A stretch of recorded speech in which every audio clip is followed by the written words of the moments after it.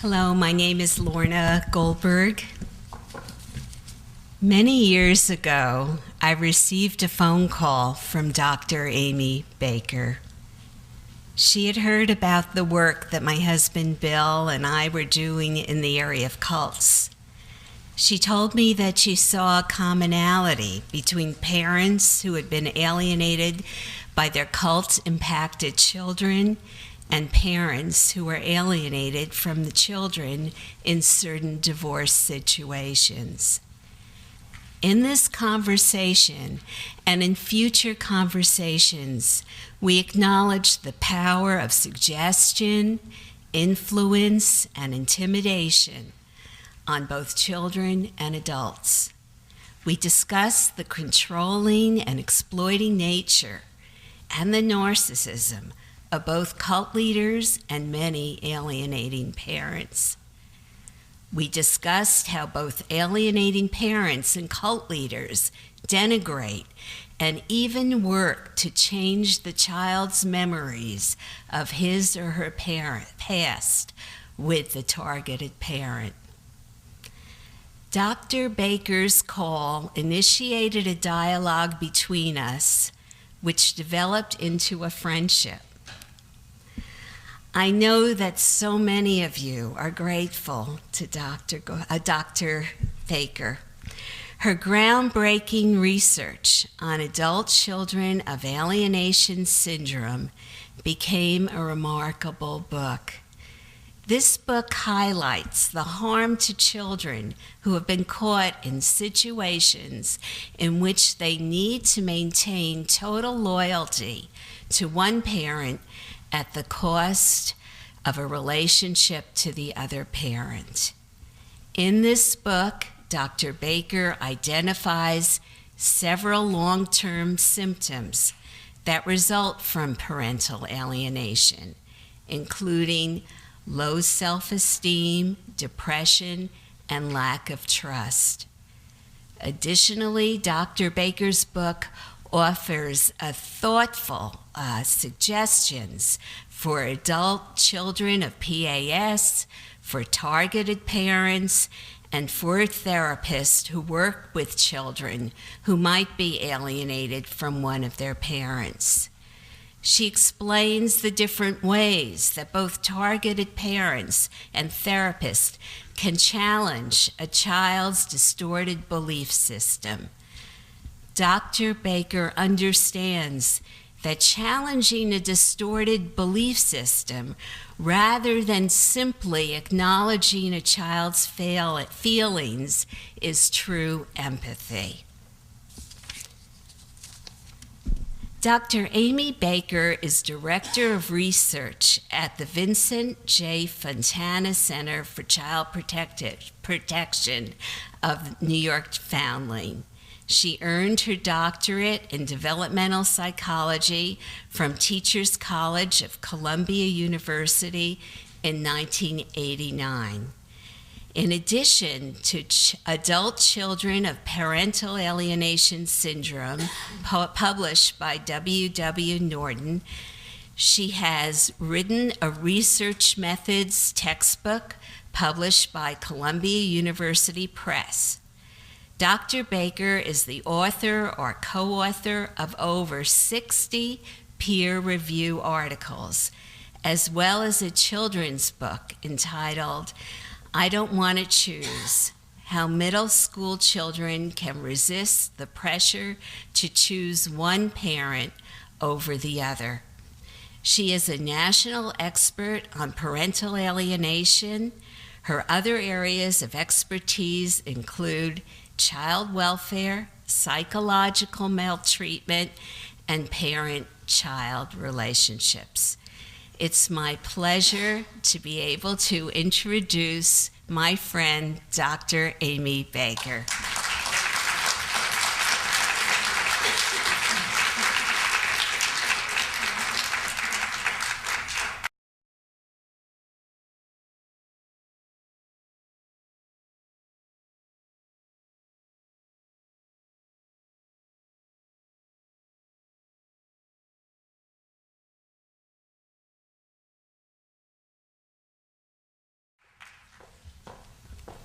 Hi, everybody.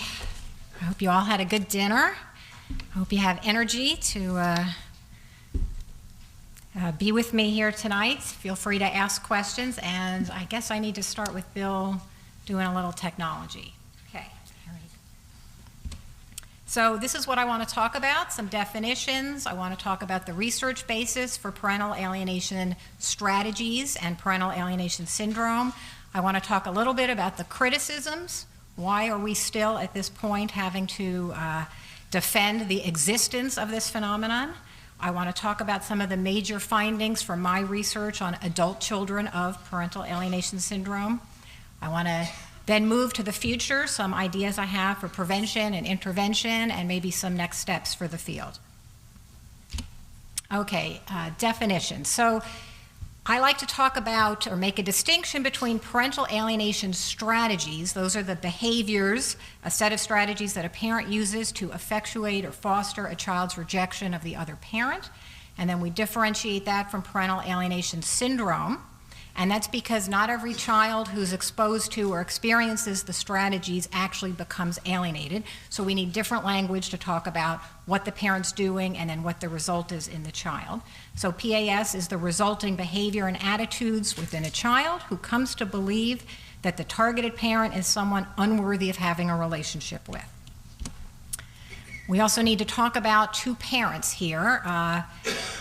We don't really have completely settled on a set of terms. I use the terms alienating parent. I give the person who's doing the alienation, exhibiting the behaviors, I give them the active verb, so they're the doing parent.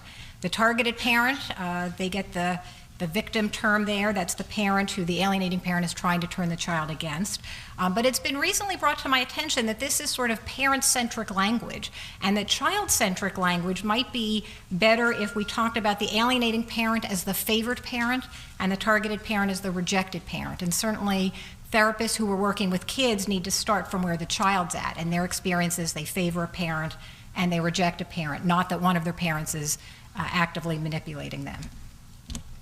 More definitions. Okay, so the other big definitional distinction, and this is a big part of my talk tonight, is the difference between alienation and estrangement, or what we call realistic estrangement. We have to continually acknowledge to our critics that we are not saying that every child who rejects a parent is rejecting a parent because they're a victim of parental alienation and because they've been manipulated to reject that parent. So we make the distinction between parental alienation, that's when a child rejects a parent in the absence of a good reason, and it's usually as a result of the actions of the favored or alienating parent. Realistic estrangement is the term we use to describe children in which there's a breach of a relationship, but it's for a good reason, usually abuse or neglect on the part of the rejected parent. All right, everybody with me so far? Okay. So here's some premises. Parental alienation theory is well grounded in research. This is my belief. I think many of you share that belief. It is not universally accepted. There are people who say there just isn't enough research yet. I believe, and I think my research now shows, that it's possible to differentiate alienated from estranged children. Again, there are critics who say, oh no, it's very complicated, it's hard to tell the difference. Okay, so the core issue for mental health professionals and lawyers is differentiating alienation from estrangement. And here's the logic of it, and then I'll get into the research of it. Was there a prior good relationship between the child and the now rejected parent? So if yes, then you move on. Is there absence of abuse or neglect on the part of the parent who is now rejected? Move on. Is there evidence of the favored parent's use of parental alienation strategies? And I'm going to tell you what the top 17 parental alienation strategies are. Does the child show manifestations of the parental alienation syndrome identified by Richard Gardner? And I'm going to talk about what those 8 behavioral manifestations are. And this is how you make a case, in my opinion. If you can show that there was a prior good relationship, the kid had no complaints about that parent up until the time, and then all of a sudden that parent is horrible. Is there no good reason for the child's rejection of that parent? Is there evidence that the favored parent is doing things to foster the child's rejection of the targeted parent? And does the child show manifestations? If you have yes, yes, yes, yes, yes, you can make a pretty good case that what you're looking at is alienation and not estrangement. Okay, so what does an alienated child look like? I take no credit for this. I give it all to Dr. Gardner, and I'm not just saying that because you're there. I swear to God, I always say this. He was a genius. Okay, so why did he call it a syndrome? A syndrome is a collection of related symptoms with a common etiology. So that's what he did. He saw these 8 behaviors, and he said, I think these are all related.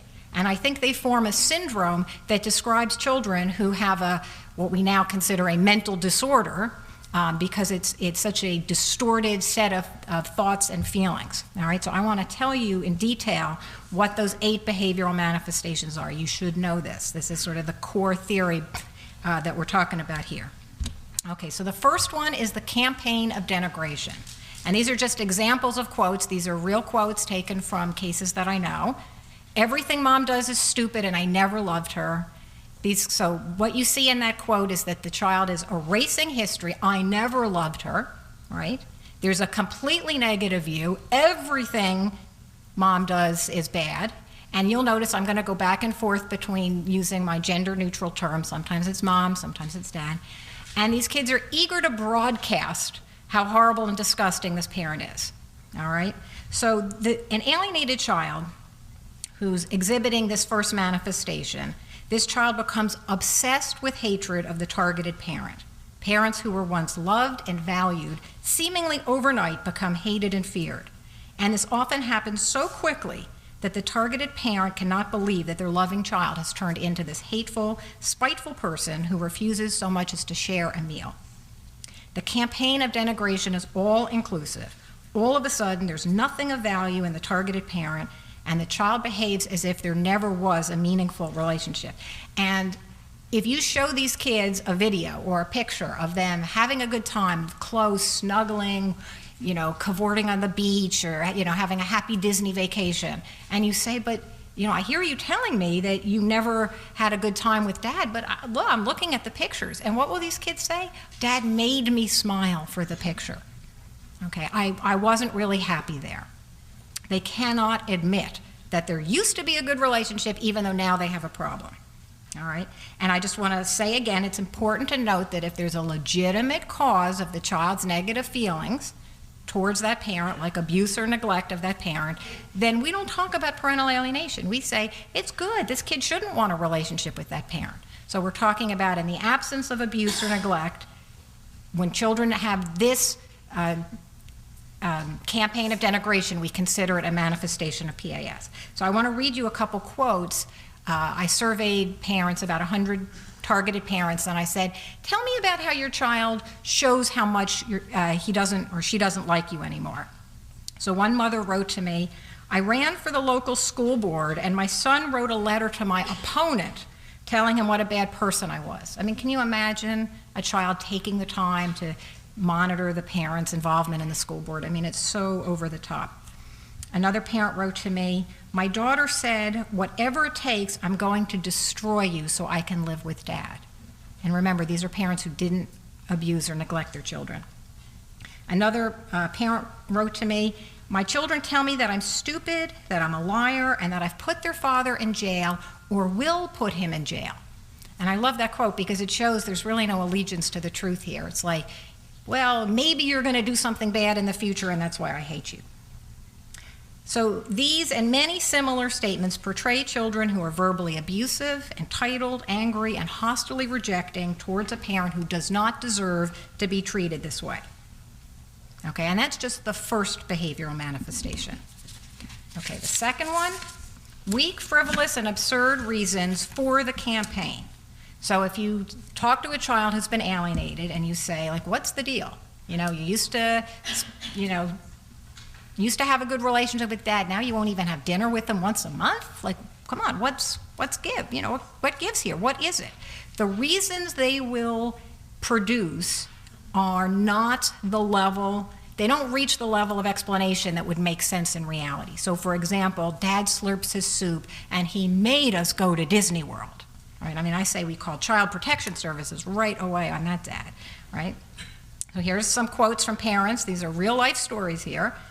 A mom wrote to me and said, "My son says that he doesn't like the orange stripes in my hair and the way I dress is embarrassing. He couldn't believe I was wearing cowboy boots when I picked him up at school." Okay. Another young, very little kid said to his dad, "You make me eat bad food and you never put me down for my nap on the couch." So this boy would not see his father again. All right. So there's a mismatch between the extreme rejection and the reasons that the kids are producing. Okay, manifestation 3, lack of ambivalence about the alienating parent. And it's actually lack of ambivalence about both parents. So, it's a truism of development that kids naturally are ambivalent. They have mixed feelings about everybody in their life, even their favorite coach or their best friend forever. But there's something they don't like, usually, right? It's not normal for somebody to just adore every single aspect of another person, especially a parent who, if they're a good parent, is going to frustrate their children sometimes. They're going to set appropriate limits. If they're really a good parent, they're going to disappoint their child at some point. But these children talk about the favored parent in exalted terms. They say things like, "I love my father to death." I mean, it's creepy, right? You don't really want a kid having that kind of feeling about a parent. "I worship my mother, she's my hero." All right? It's not natural, and it tells you, it's a red flag. It's one of the manifestations. It tells you something is not right here. Okay, the fourth manifestation, and again, this is Gardner's terms, and think about very big quotation marks here, the independent thinker phenomenon. These are kids who will work very hard to convince you that they're thinking for themselves, that they're not under any influence by anybody else. I've seen letters written by 7- and 8-year-olds saying, "I have free will. Mom's not, I know you think mom, is putting me up to this, but it has nothing to do with her." That Macbeth, the lady doth protest too much. I mean, they're really working hard to protect the parent who they're favoring. Okay. Manifestation 5. Okay, absence of guilt. So these kids treat the rejected or targeted parent really badly. One of the things I say about parental alienation is that parents are giving their children to break their parent's heart, the other parent's heart. These kids are cold, they're nasty, they're arrogant, they're entitled, and they don't appear, and I'll talk about the real guilt that comes out later when they have the realization, but while they're in the throes of alienation, they do not appear to have any guilt. And they will say things like, "Well, I took that $200 from mom because she just gave me that money to look good for the judge." They can always find a way to see the worst in the other parent, and they don't seem to have any sense of how harshly their behavior is affecting the parent that they're rejecting. As an example, again, a mother wrote to me and said, "My son brashly told the judge half-truths in my custody trial and walked out of the courtroom and said, 'I did it.'" So this kid was proud that he had lied about his mother in court. Manifestation 6, automatic reflexive support for the alienating parent in any interparental conflict. So, when the divorce papers are signed, sealed, and delivered, the parenting plan is worked out, there's still about 1,000,000 ways in which two parents can have disagreements, right? I mean, I don't have to tell you that there's all this gray area in the parenting plans. And the kids will always side with the favored parent. I mean, that's what it means to say that they're the favored parent. And no matter what you say, no matter what reality, what piece of paper you put in front of them, they don't want to know what the truth is. They just follow blindly, lockstep, whatever the favored parent says. So they will say things like, "I don't need to see your papers. Whatever dad says is right." So there's no allegiance or curiosity for the truth. They don't want to know what the truth is. And as Gardner said, these kids will make the case for the alienating parent better than the parents do for themselves. They will pick up the mantle and fight the fight for the alienating parent. Okay, manifestation 7, presence of borrowed scenarios. So These children will make accusations, they will say things that feel very parroted, they will borrow ideas, words, phrases from the alienating parent, repeat them back. It's what gives it the feeling of being brainwashed or scripted or programmed. This is a true life story of a girl who said to her, I don't remember if it was her mother or father, "I can't see you because I only want to have good childhood memories," right? I mean, it's like, who talks like that, right? And I believe in Gardner's book, he quoted a little girl saying, "Daddy touched my vagina. I don't know what that is, but I know it's bad." And one of the people that I interviewed told me a story that when she was little, the mother wouldn't let her have time alone with the dad, so the dad had to come to the house to visit his daughter. And in preparation for the visit, the mother would actually write out a little play, like a little monologue for her daughter, and they would rehearse it. And then when the dad came, the daughter would literally reproduce this monologue. And it always ended with her screaming at her father, "I hate you and you're a horrible father." And this poor guy thought it was like this authentic experience that his daughter was having, but really she was just reading a script. So, okay. Okay, manifestation 8, rejection of the extended family of the targeted parent. So formerly beloved aunts, uncles, grandparents, all of a sudden it's like there's a virus or they have the cooties and the kid cuts them all off. Again, a true life story. I don't need to go to grandma's funeral. I never really loved her anyway.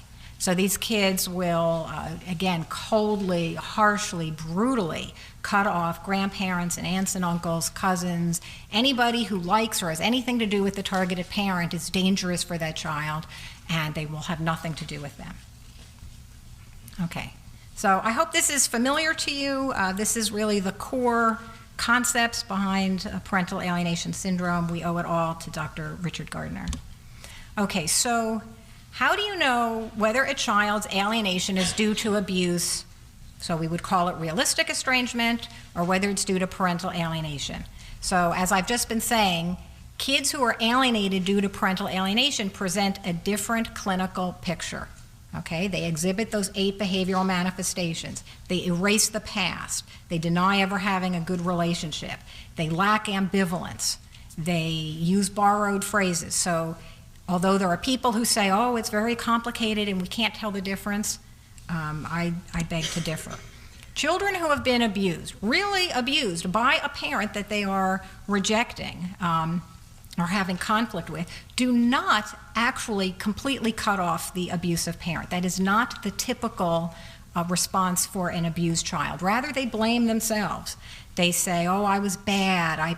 That's why mommy hit me," or "Oh, I was a bad little boy and that's why daddy locked me in the closet." It's not within their worldview to really say, "Oh, if my mother must be abusive." It's just not the way kids think. They do not eagerly broadcast how horrible and disgusting their parent is. It's a major breakthrough for abused kids in therapy to even admit their abuse. It's major work. They do not eagerly talk about it, and they also don't talk about it with this sort of blithe, "Oh yeah, I was abused." It's much more connected to real feelings.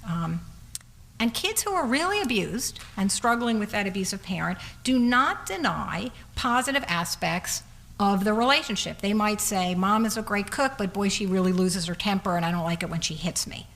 They don't say everything about mom is horrible and disgusting. And they don't wipe out the past. They don't say, "I never, ever, ever, ever, ever liked that parent." And kids who are struggling in an abusive relationship with a parent do not tend to worship the other parent. Right? And they don't reject the extended family. In fact, the fastest growing form of foster care in this country is kinship foster care. The vast majority of abused kids are being taken care of by their grandparents, the parents of the abusive parent. Why? Because we think, the child welfare system thinks that's a good thing, that kids want to have a relationship with their family. And that's much more typical of an abused child. It's only in alienation where you see the cutting off of the entire set of people who support and love that targeted parent. Okay, I hope I'm convincing some people here that this is possible to tell the difference. So now I just want to talk a little bit about the research basis for this. I know some other people have probably covered some of this ground already. So although Richard Gardner identified the 8 behavioral manifestations and he coined the term, the phenomenon, as we saw in that video clip earlier, has been around, for a long, long time. And other researchers and clinicians have written about this. They didn't give it that term, parental alienation syndrome. They didn't identify the 8 behavioral manifestations, but they talked about a parent manipulating a child to reject the other parent. For example, divorce researchers Wallerstein and Kelly talked about it. They used the phrase the Medea syndrome. Kopetsky talked about it. Klauer and Rivlin talked about it. So there's like a whole body of knowledge that supports Gardner's theory. Okay, I want to talk a little bit about Kelly and Johnson. In 2001, they wrote this paper. You don't have to read this whole thing. They wrote this paper called Parental Alienation Syndrome Reformulated.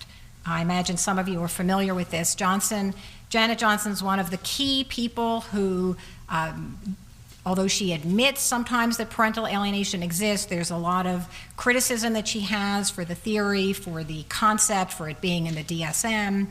I consider her sort of a collegial rival or a debater on this issue. But if you actually go to this 2001 paper and you look at page 263, you will see that she describes alienated children in exactly the same terms that Richard Gardner did.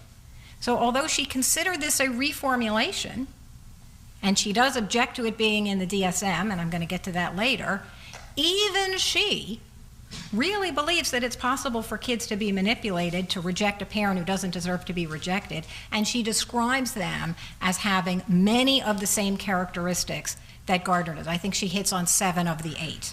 All right, and if anybody, you can just ask me for the PowerPoint later. I don't expect everybody to read this. All right.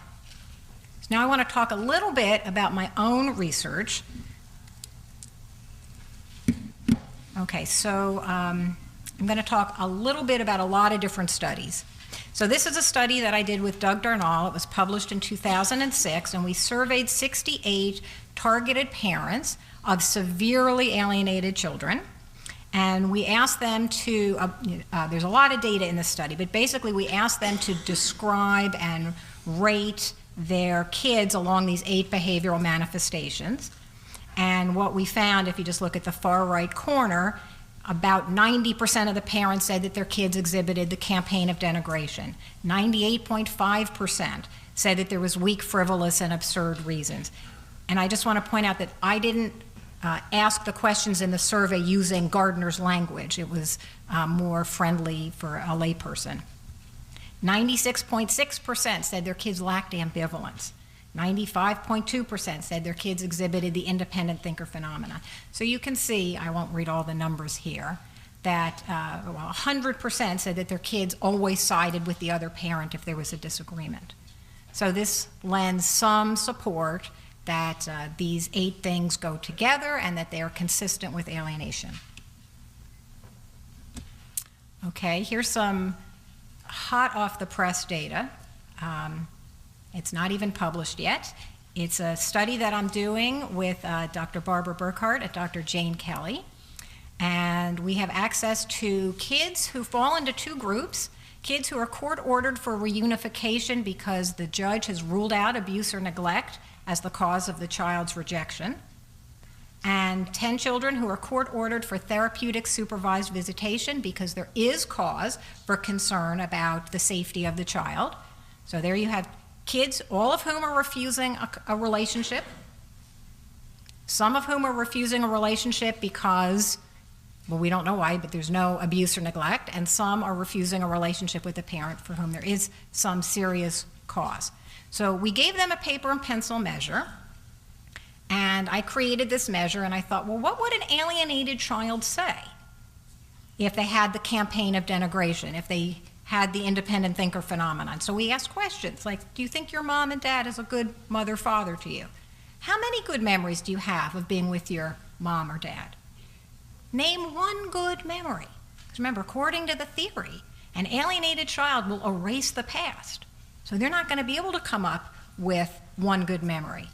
But in a estranged child, a child who's in a relationship with a parent who's perhaps abusive or neglected, they should, according to the theory, be able to have a good memory. All right? Do you enjoy spending time with that parent? If you had your way, how much time would you want to spend? Tell me some nice thing, one nice thing about that parent. What's your favorite thing to do with that parent? What are some things you don't like about that parent? How angry are you? What are the main reasons you feel that way? Have you done anything to hurt that parent? So here we're trying to get at the absence of guilt. You can probably see where the 8 behavioral manifestations are sort of tucked into these questions. So this took about 10 minutes for these kids to fill out. And I received the completed forms. And I had no information, I had no knowledge of which cases were alienated, which ones were estranged. And how hard do you think it was for me to tell the difference? You cannot believe. It was so not hard. It was like alienated, estranged. Alienated, estranged. An alienated child would say things like, the most extreme, I hate my mother. I can't think of one good thing. And they write in caps, not one good thing. Tell me one thing, you don't like about them. Everything, exclamation point, exclamation point. I am not making this, 16 exclamation points. And the estranged kids could come up with something. Well, she does this or this one does that. Much more realistic, nuanced, grounded in reality kind of response. We even ask about how do you feel about your mom's extended family. Never liked them. Hate them and never liked them. All right? So this was not rocket science. All right? So there's our little bit of data that we have. We had I had a 96% hit rate at reclassifying these cases based on the data. All right? Now, I'm not saying that this is foolproof. Obviously, I missed one case. One alienated kid looked estranged or vice versa. Yes, one estranged kid looked alienated. But it does lend additional support to the fact that there is a difference in the clinical picture of these kids, that alienated kids present with these 8 behavioral manifestations. Okay, and just to a little more icing on the cake here, I did a survey of 106 custody evaluators. These are the people on the front line making the decisions. They're looking at kids who are refusing visitation. I asked them, what do you think? Is it possible for a parent to turn a child against the other parent who's not abusive? 100% said, yeah, that happens. Either somewhat happens, or it's somewhat possible, or very much possible. But they all said, yes, this happens. And this data is definitely not published, but I just was at the Association for Family and Conciliation Courts, and this is sort of hostile territory to the concept of PAS. A lot of the folks there follow the Johnson and Kelly model, don't think it should be in the DSM, don't think it's a syndrome, blah, blah, blah. And we surveyed them, and over 300 people filled out this survey. 98.3% said yes, some children become manipulated by a parent to irrationally and unjustifiably reject the other parent. I mean, I just want to put the final nail in the coffin here of this argument that it is not possible to tell the difference and that kids can't be manipulated. Okay. So, but yes, pardon? I have a question for you. You handled estrangement and also PAS. What do you call a child who does express a desire to see their parent, but the other parent, the alienating parent, has established so many roadblocks through the judiciary, the child can't? A child who will eventually be alienated. Do you have to turn so far to that situation? No, that's a child who's being exposed to parental alienation strategies. And that's why we make the distinction. And not every child who's exposed to the strategies will become alienated. You and then you. Yes? How do you differentiate the child who's becoming a teenager and just growing away from both their parents and wants to do their own thing with their own friends? A normal teenager? I mean, they don't exhibit the 8 behavioral manifestations. Parents don't go to court and fight over those kids. Now, it's true that normal development can sort of get, PAS can attach itself to the coattails where one parent will give, an alienating parent can give the child a lot more freedom and then make the rejected parent look like, you know, oh, well, that parent just doesn't understand. So alienating parents will use whatever they can, and they'll use the child's normal desire to differentiate. Does that make sense?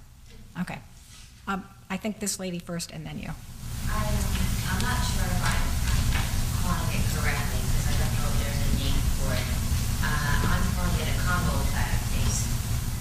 Janet Johnson would call it a hybrid case. That's where there's some estrangement, some abuse, some alienation. Exactly. We had an alienated father who was sexually, emotionally, and physically abusing his 2 children. But the targeted parent was profoundly mentally ill and inept at parenting. Poor kid. Wound up leaving. Children did not want to see the targeted parent and sided with the abusive, alienating parent. Okay. That's a hybrid case?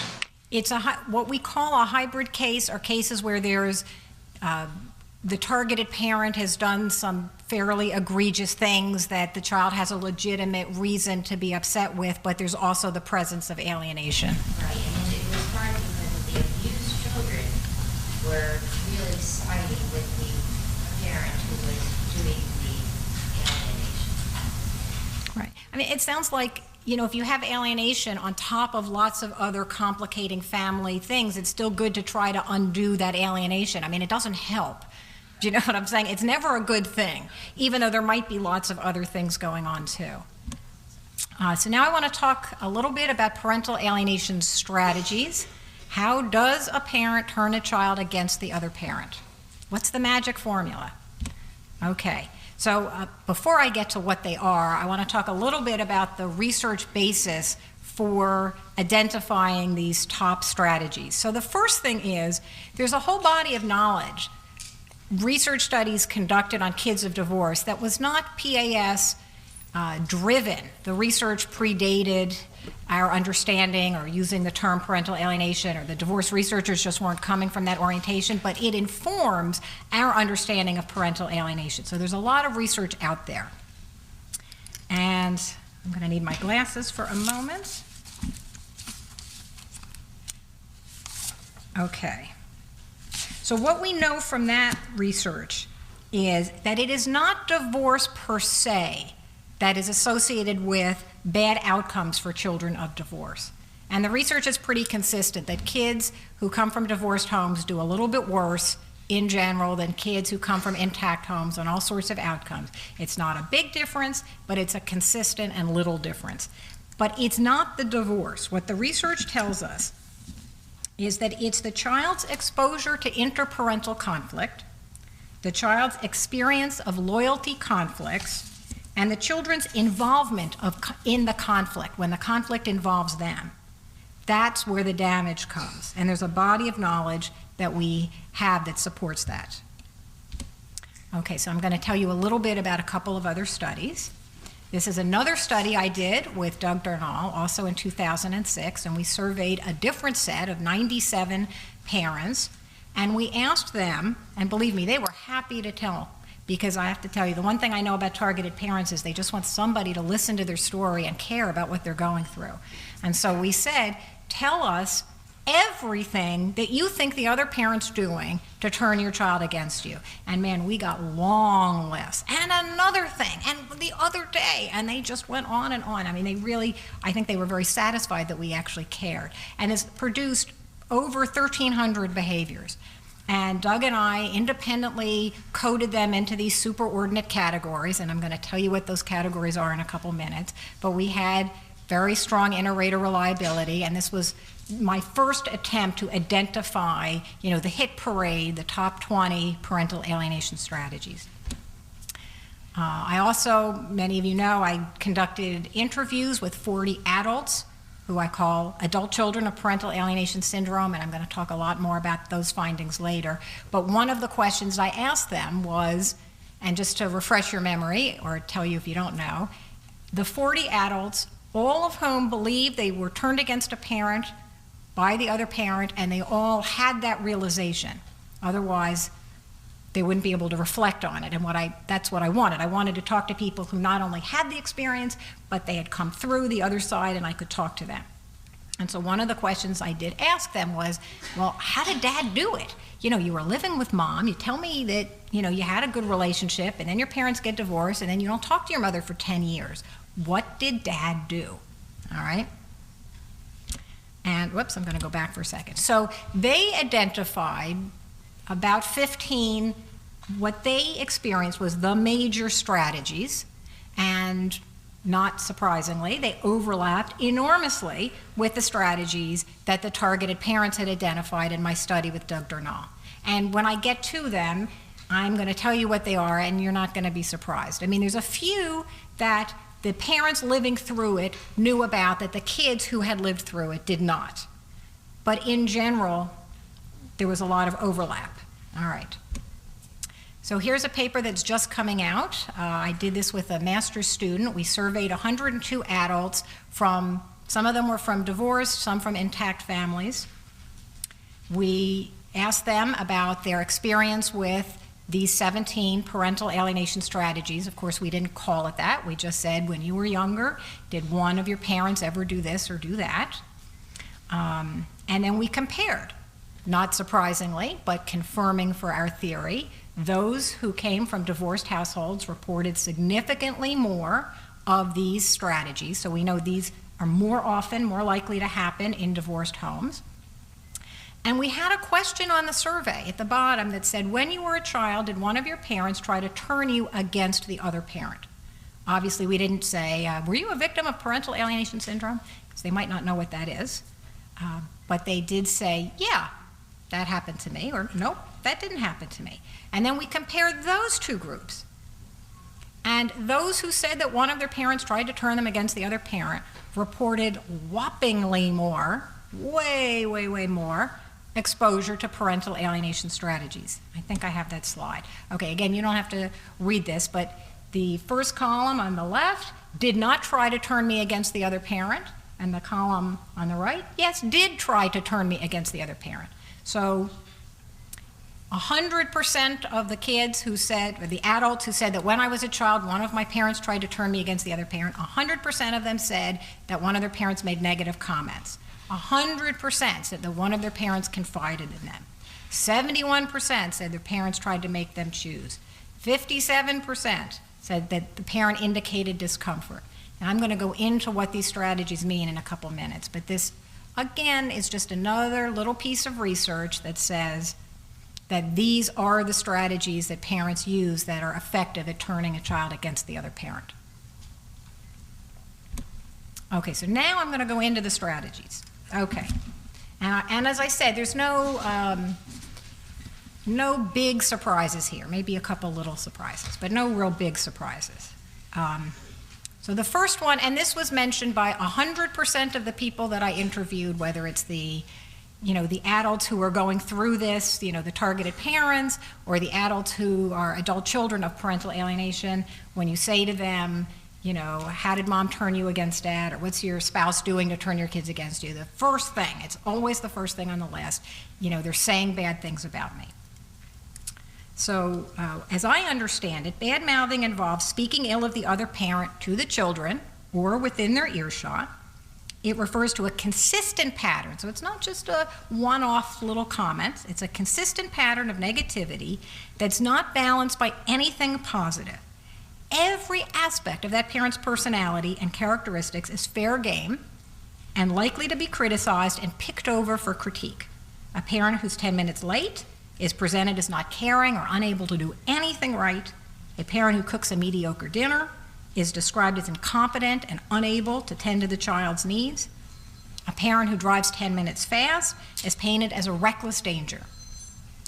Even characteristics which are not inherently negative, like cooking a mediocre meal or driving too fast, are depicted as problematic, and worthy of concern, if not outright contempt. This is the essence of parental alienation. But no adult child I interviewed and no targeted parent that I surveyed just mentioned this. Nobody just said, oh, well, it's only one thing, and it's this. So I conclude that it's essential and it's necessary but not sufficient, or it's probably not sufficient. What I found is that parents who do this do a lot of it, and they pick a sort of, from a menu of alienating behaviors. When I asked the adult children whether they believed what they were hearing, so I said, okay, so dad's telling you mom's a whore and a slut or dad's saying, this or that. Okay, so I said, did you believe it? And they said, yes. The alienating parent was very believable. They teared up. They showed genuine emotion. They looked distraught. One adult child exclaimed, I believed all of it. To me, my mother was God. And when you boil down the message, because there's a lot of details here. This one's a bad cook, and this one's, takes too many showers during the day. That's something I've heard. Like I said, no detail is too small, right? But when you boil it down, and I'm going to get back to this later at the end of my talk when I give advice for targeted parents. So this is a big piece of my advice, and I'll explain how it's advice later. But when you boil down the bad-mouthing, it always comes down to one of three things. Always. And it's usually all three of them. It's that the targeted parent is unsafe, unloving, and unavailable. It's always one of those three. Because what is a good parent? Safe, loving, available. So what the alienating parent does through picking on this one's hygiene and picking on that one's cooking and picking on that one's driving and whatever they're picking on, it's always designed to give the child the message that other parent doesn't love you, they're really not here for you, they're not safe. You should feel afraid, you should feel angry, you should feel distant, all right? But as I said, that's just the first one, and nobody did just that. So limiting contact, this is the number 2 parental alienation strategy. So first, the child is exposed through the bad-mouthing to a steady stream of negative messaging about the targeted parent, and then through limiting contact, the child is incrementally cut off from that parent. And I'm sure you know there are numerous ways to interfere with contact, from, sorry, Johnny's sick, he can't come today, or he's got something else to do, scheduling competing activities, allowing the child to choose, there's a whole range of ways. Not returning the child on time, coming 15 minutes early for pickups, but the result is always that the targeted parent has fewer opportunities to counter the bad-mouthing. So they work hand in hand. You've got the bad-mouthing, where the kid's hearing that parent doesn't love you, that parent's unsafe, that parent's unavailable, and then the child has fewer and fewer opportunities to experience the parent as safe and as loving and as available. So the child's life becomes centered more and more around the alienating parent and that household and those activities. The alienating parent acclimates the child to increasingly longer separations from the targeted parent, such that eventually spending time with that parent becomes anomalous and an intrusion. As one targeted parent who I surveyed, he described it as being eclipsed from his child's life. And the longer breaks in contact also provide fertile ground for the alienating parent to instill fear. And it's much more likely to be afraid of something that's unknown or foreign, or that you have less countervailing information for. Okay, strategy 3, interfering with communication. So, most children and parents communicate during separations, and kids of divorce, they're just nothing but separations, right? If they're with one, they're not with the other one. And communication can take many forms, and in this day and age, it just keeps expanding, right? IMs, letters, text message, voicemail. I'm sure there's Facebook, Twitter, I don't know, there's all sorts of things, right? And in general, alienating parents expect to have absolute open access to their kids when their kid is with the targeted parent, right? And I know certainly stories of 50 phone calls a day, constant text messaging, BlackBerry, and whatever.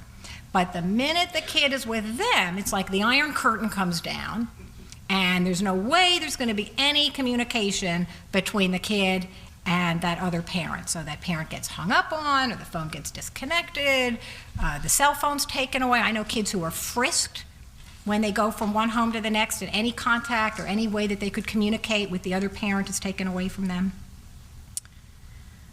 And again, it's a way of reducing these moments of interaction, just that little phone call sometimes where the parent can say, I love you, good luck at your soccer game, or whatever. Those are taken away, and the child gets used to having less and less contact with that parent.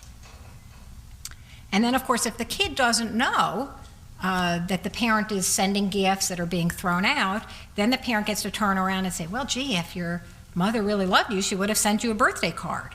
All the while knowing that she, ripped up or threw out the birthday card. The kid doesn't know. Okay. Strategy 4, interfering with symbolic communication. I'm not going to go through all 17 in this detail, but I just want to give you the highlights here. So research has shown that in order to preserve a relationship during separations, children need not just actual communication, but what I have termed symbolic communication. So that's thinking about the person, talking about the person, and looking at pictures of that person. All of these activities keep the memories alive, they keep the good feelings alive. And in the absence of this, because alienating parents do not allow the children to talk about that other parent, if they could control their brain, and they try to, they wouldn't want them thinking about that other parent. There certainly aren't photographs of that parent around. And so all of this, again, acclimates the child to increasingly distant increasing separations from that parent. I'm an expert witness sometimes, and I was on the stand not that long ago, and I was going through the 17 strategies, and I got to this one, and I said to the judge, do you have kids? And she said yes, and I said, do you have a picture of your children in your wallet? She said yes, and I said, is that because you forgot what your children look like? She said no, and I said, well, why is it? And I said, it's probably because it gives you a warm feeling, a good feeling to pick out, to hold that picture in your hand and look at it. It makes you feel close. Well, these kids don't have that. They don't have that opportunity to look at that photograph and feel that connection. That's taken away from them. Okay, I'm going to skip some of these. This is just another form of bad mouthing, telling the child that the targeted parent doesn't love him or her. Forcing the child to choose. Alienating parents create these situations. The classic example is the soccer field, where one parent stands on one end and the other stands on the other end, and the kids, to move closer to one is to move further away from the other. Well, one of my terms is that alienating parents are like evil geniuses. They know how to create these situations where the children feel like they have to choose. And, who are they going to choose? They're going to choose the parent who would be mad at them if they didn't go that way. And they know, in general, targeted parents, they try to be understanding, and they know that they don't really have any leverage to push it, and so they accept that the child is always going to go with the other parent. And then psychologically what happens is, as kids reject a parent, they have to justify that, and then they come up with these, as we know, the weak, frivolous, and absurd reasons. Creating the impression that the targeted parent is dangerous. This came up over and over again in the research I did with the adult children. One man told me a story. He said he was rarely allowed to talk about his father with his mother. But one day he got up the courage and he said, Mom, tell me about Dad. Please don't be mad at me. I just want to know one little thing. And the mother said, well, son, one day when you were a baby, I remember your dad or your father came home and he said, wrap up that baby. I want to take him out for a walk. And at this point, the adult child that I'm interviewing says, when I heard that, my heart swelled. I got this good feeling. My dad wanted to take me out. So I said to my mom, well, where did he want to take me? And the mother said to this boy, I don't know, I think he wanted to throw you in the river. And I don't think this dad had a history of throwing babies in rivers. I mean, there wasn't really any reason for her to say that, right? Okay. Confiding in the child. This is another very effective strategy. Alienating parents share with the children personal and confidential information about the marital relationship. about the sexual activities between the parents, financial information, may or may not be true, but it's all designed to evoke pity in the child. These kids end up feeling, oh, poor dad, he's just a victim of mom. And it's a very powerful tool. It cements the child to the parent to have this special information, made them feel, very elevated in a way. Oh, I feel so special. Mom is confiding in me. It makes them mad at the parent that they're hearing all these bad things about. So it's a very powerful psychological tool. Okay, I'm going to keep going here. Asking the child to spy on the targeted parent. So, oftentimes in conflicted custody cases, one parent wants to know something about the other parent, right? It's like, oh, did that parent get a job? Did they get a raise? Do they have a boyfriend? What's going on? Did they get a new car? They want to know what's going on. Maybe they're curious, or maybe it will help in the court case.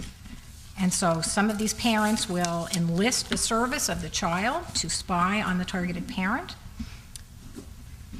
But what happens when children spy on a parent is that they feel guilty because they've betrayed that parent's trust. And it conveys to them that that parent is withholding information. And so they feel guilty, but they also feel angry, and it makes them pull back even more. So again, it's very effective. Just one little thing, it sort of packs a punch. Okay, asking the child to keep secrets, that's very similar to spying. These children feel psychological distance from a parent. They have information, or knowledge, or ideas, or thoughts, but they're not allowed to share it. And again, that makes them want to pull back psychologically. Okay, referring to the targeted parent by first name. This is probably ubiquitous in alienation cases, right? And it's very bizarre when you see it. All of a sudden, kids will say, well, Kevin, I don't think you should come visit me anymore. It's like, excuse me, you're 7. It's part of the arrogance. It's very disrespectful, unless this is a part of, the way the kids are being raised. But if it comes, all of a sudden after the divorce and it's only one parent that is being referred to by the first name, that is a big red flag. And it's, every culture that I know of, correct me if I'm wrong, kids have a special name for their parents, right? It's usually something that starts with M for the mother because it's an easy, right? M and D are the first syllables that kids can say, so we attach meaning to that, and that's why mothers are mothers and dad, it's called dad. That's almost universal, if not universal. And there's a reason for it. It creates a special relationship. It tells the world, this person and I have a special relationship. So when the alienating parents start referring to the targeted parent and encouraging the child to refer to the targeted parent by their first name, it's a way of saying, you're not special to me anymore. You don't have parental authority over me anymore. We don't have a special relationship. So, I've heard alienating parents, even in court, say, oh, it's not that big a deal. The kids are just experimenting. This is a very powerful alienation strategy. Okay? Alienating parents start to refer to the stepmom as mom and the stepdad as dad. It goes along with that. What they're doing is creating an idea that this is the real family now, right? The parent with the new spouse. We're the real family, and these are our kids, and that other person, who's now being referred to by their first name, is this unimportant other person who's really an intrusion into what is now the real and true family. So it's a myth that they're creating just by these words that they're using.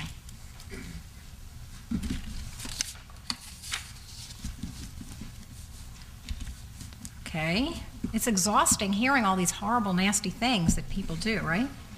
So withholding medical, social, academic information from the targeted parent. So, targeted parents routinely complain that they're not properly informed about medical visits, interventions, surgical procedures, social activities, athletic, academic, school events. So it's all designed to eclipse or cut out the targeted parent from the life of the child. And of course, the kids don't know that dad didn't know about the soccer game, so what they think is, gee, dad doesn't really care. If he really cared, he would have been here. Okay? And it's a way of See, it works both ways. The parent starts to feel more separated, alienated, distant from their kid because they don't know what's happening in their kid's life.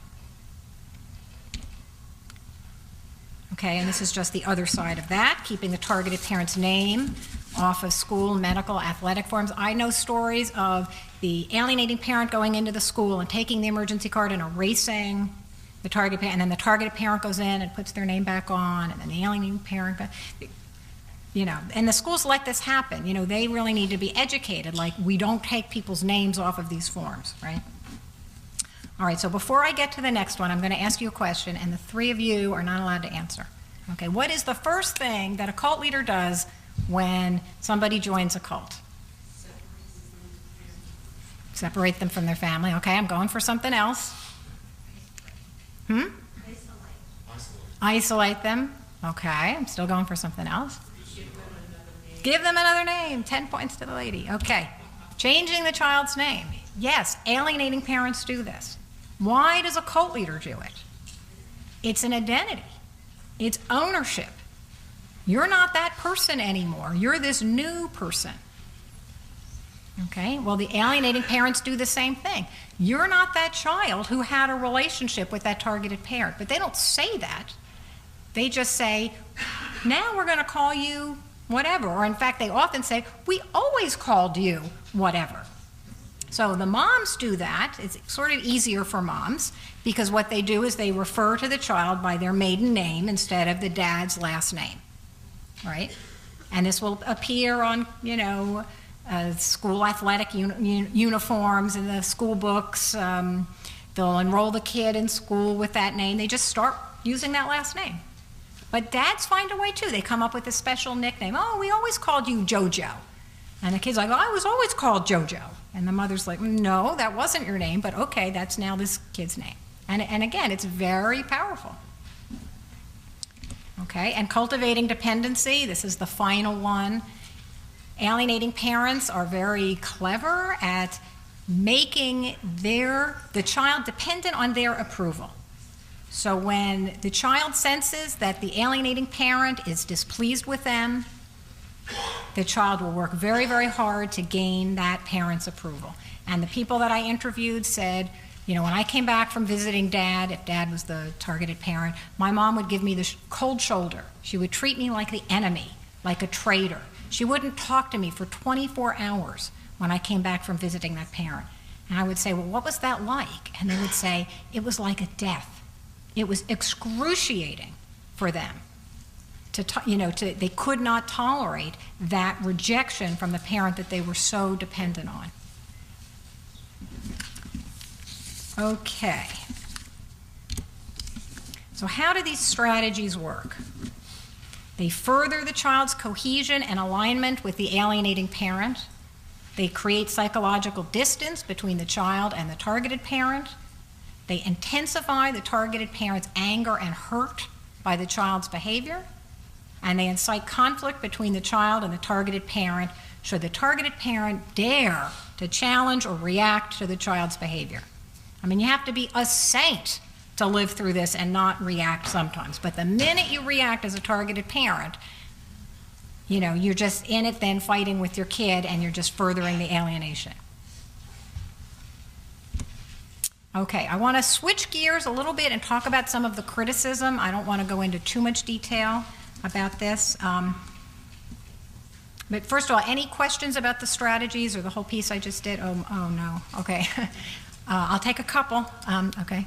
Yeah, you said something earlier. You said not every child who's exposed to strategy becomes alienated.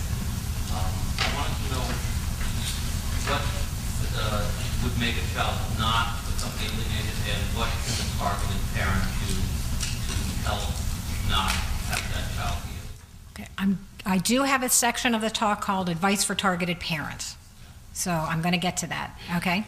My question is actually similar to that. Okay. Just hypothetically, if you took, say, 110-year-olds and put them in a summer camp, and your initiative was to try and alienate them against their parents, or even parents, what do you think the success rate would be? Because this relates to the purity of it. I would think that it would be very high, higher than, say, a soldier going to war, a platoon of soldiers, for example, going to war, all experiencing the same horrific events, I would think the PAS would be much higher than PTSD. Probably depends on how effective, the use of the strategies are. I used to joke, like, I'd be a lousy cult leader. Like, I just don't have that kind of charisma. I think there's some, like, interaction between, the person's personality and force of character to be able to lie and manipulate somebody.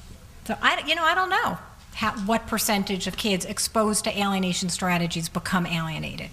There are boot camps out there, right, that, that trying to, change somebody's thinking or drill into them a new attitude, and they claim success rates, but it's probably not 100%. That's significant. It's dangerous. Don't do it.